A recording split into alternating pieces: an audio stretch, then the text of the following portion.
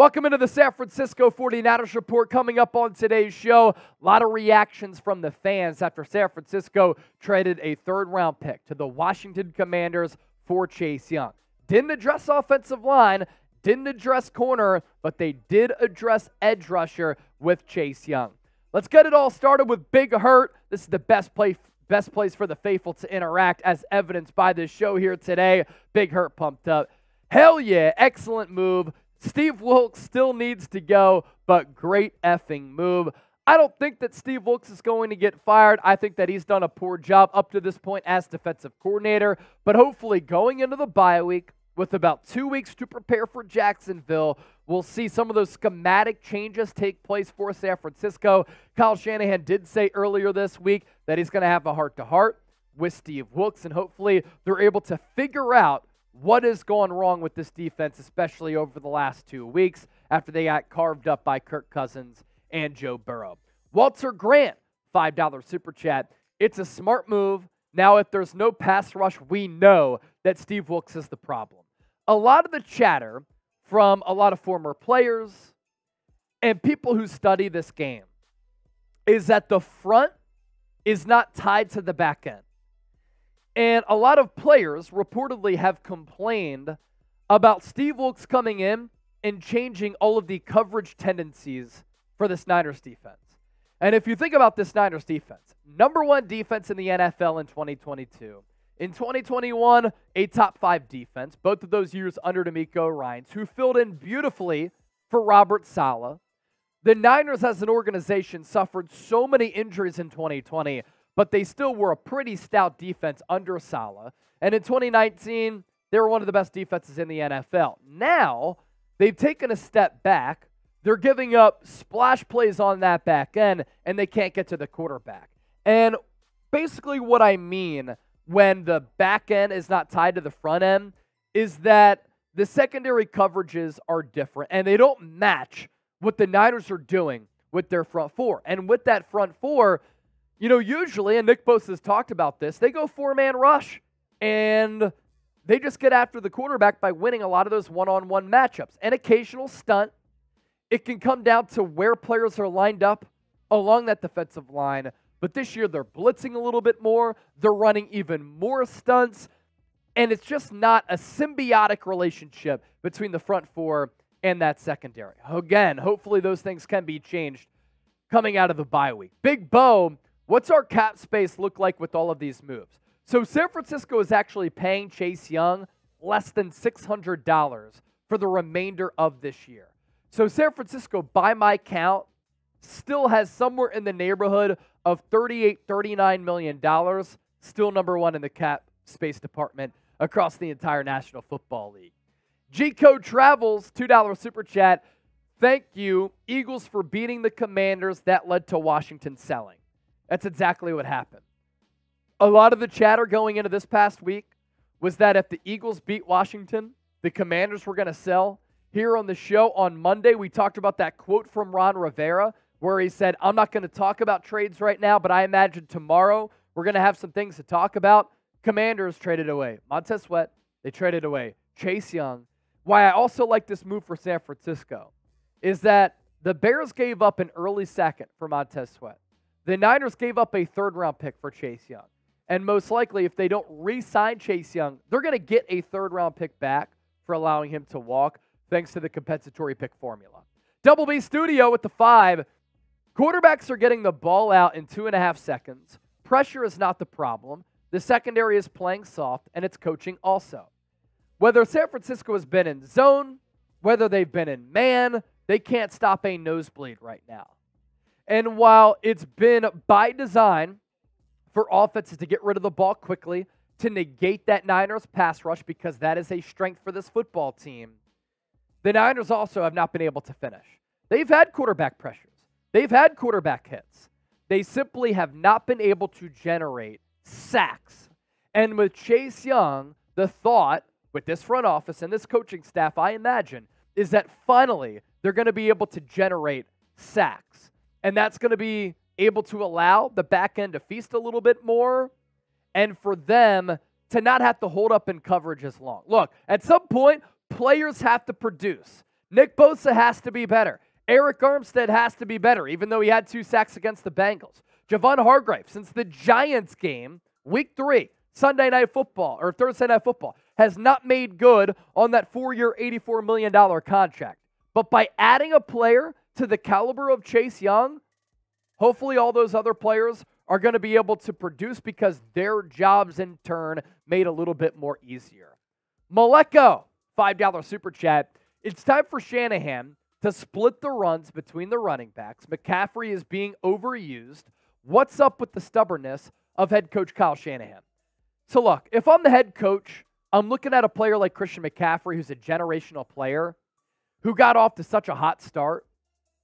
It's really hard to keep a player of that ilk off the football field. But you have to have the long view in mind. You have to understand that if you continue to run Christian McCaffrey as much as you're running him, he's not going to be able to be fresh at the end of the year. He's not going to be able to hold up, and the injuries are going to rack up. Because the eye test tells me that Christian McCaffrey has not been right over the last couple of weeks. And that's why I lightly talked about backup running back being an option for San Francisco at the trade deadline. Because I think that you have to start splitting those carries. Now, I think the answer is on the roster with a player like Jordan Mason. And I don't know why he's not playing more. He should. Because anytime he's been on the field, he's been a highly productive player. I like the physicality. I like his ability to break tackles, run through contact, and pick up easy yards. And it just spells Christian McCaffrey. So hopefully Shanahan thinks about this in the bye.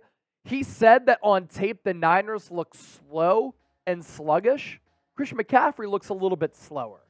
So take some of those carries away from him and play Jordan Mason and Elijah Mitchell a little bit more. But it also comes down to the offensive line just not being that good. They've been a top or a bottom 5 offensive line unit according to overall Pro Football Focus grade. San Francisco hasn't invested there. That's part of the problem as well. You know what's not a problem? Prize Picks. You know what's really easy? Downloading the Prize Picks app.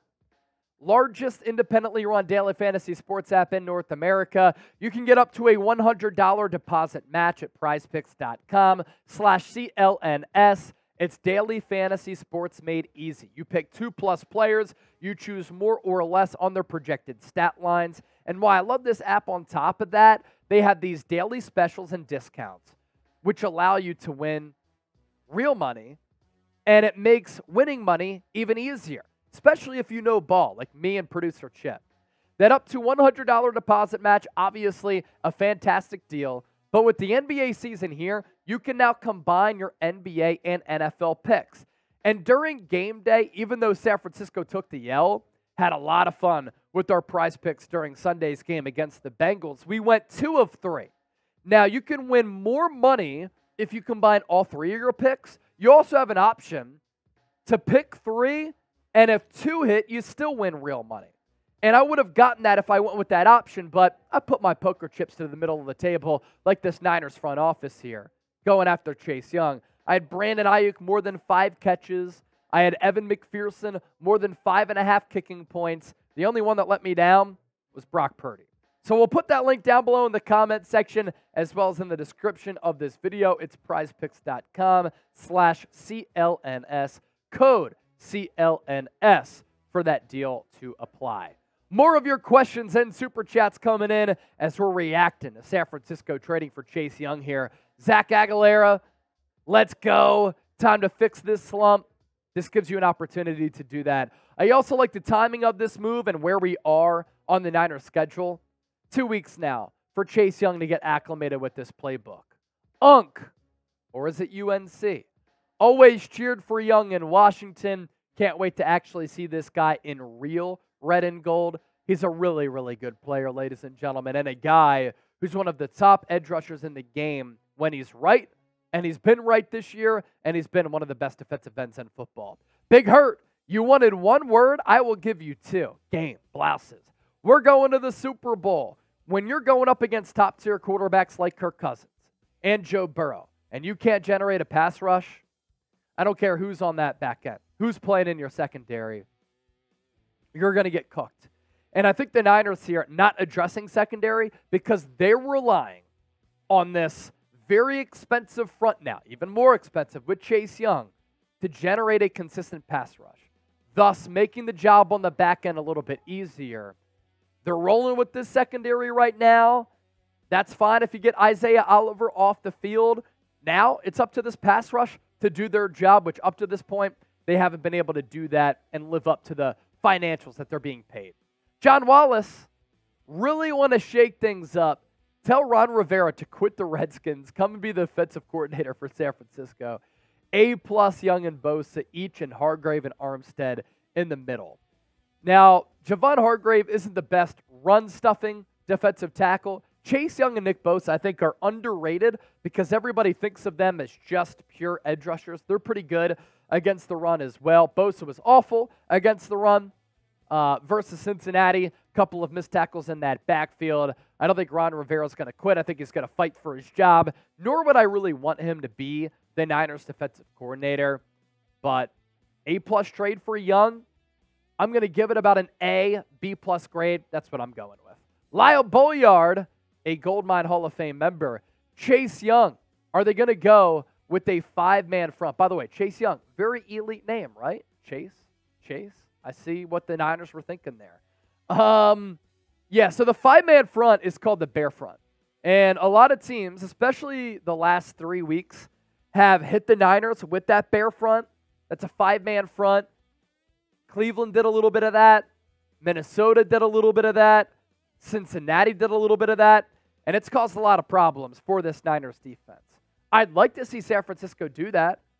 Steve Wilks was experimenting with that during some training camp practices. We haven't really seen much of it, but the thought, man, you go Chase Young, you go Javon Hargrave, Eric Armstead, Nick Bosa, and a Cleveland Ferrell, who I think has played pretty well this year. He could be that hybrid Arden Key, Charles Omenihu kind of defensive end, defensive tackle. I'm with it. Edward Willis, another 5. Hey, my brother.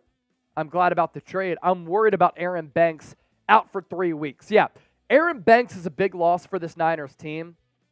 This is an offensive line that's already really struggled with opening up some running lanes and opening up just more time for Brock Purdy to throw. Their pass protection has been a little bit spotty. And Aaron Banks, flanked to Trent Williams, had been one of the best left guards in football. And now the Niners are going to have to play Jon Feliciano. It's turf toe for Aaron Banks. And I'm pulling up Banks' Pro Football Focus numbers here. He doesn't grade out well as far as his pass blocking grade and run blocking grade, but 0 sacks allowed in 476 snaps played at left guard. That includes 262 pass blocking snaps, 3 penalties, 4 hits allowed. Total pressures allowed is at 11, so that's probably why his Pro Football Focus grades are a little bit lower, where he has an overall grade of 48.5, pass blocking at 50.8, and then run blocking at 50.4. Leland J., how much do you think stronger defensive line will help the defensive backs? So this is kind of the thought process here. You get a pass rush on the quarterback, and if the quarterback doesn't have time to throw, the lapses in coverage, the gaps in coverage, you getting cut up in coverage, the percentages of that and the chances of that diminish if the quarterback doesn't have time to throw. So I think San Francisco looked at that. You know, they might have looked at the Niners' defensive struggles as a lack of pass rush, lack of sack production, finishing. They might look at the secondary issues as fixable, and that's why they might be confident with the personnel in that secondary. But then adding at defensive end is able to cause some of those problems that are happening on the back end.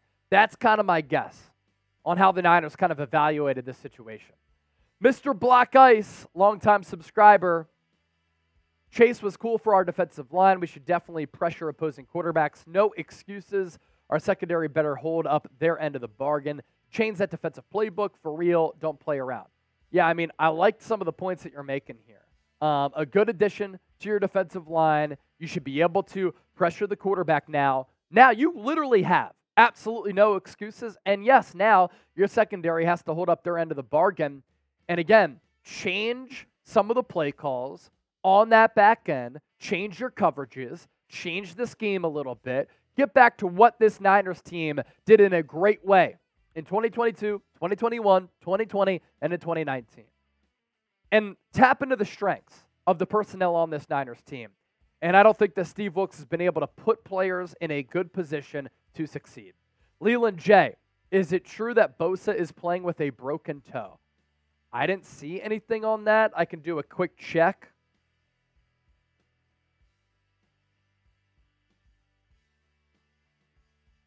I didn't see anything about that. Yeah, nothing on a toe injury for Nick Bosa here.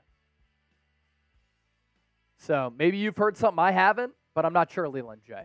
Before we hop on out of here, please make sure you subscribe to the channel as we are on that pursuit of 100,000 subscribers. YouTube.com/49ers TV, even easier for you. Just hit that sub button. If you want Niners shows every single day, we have you covered.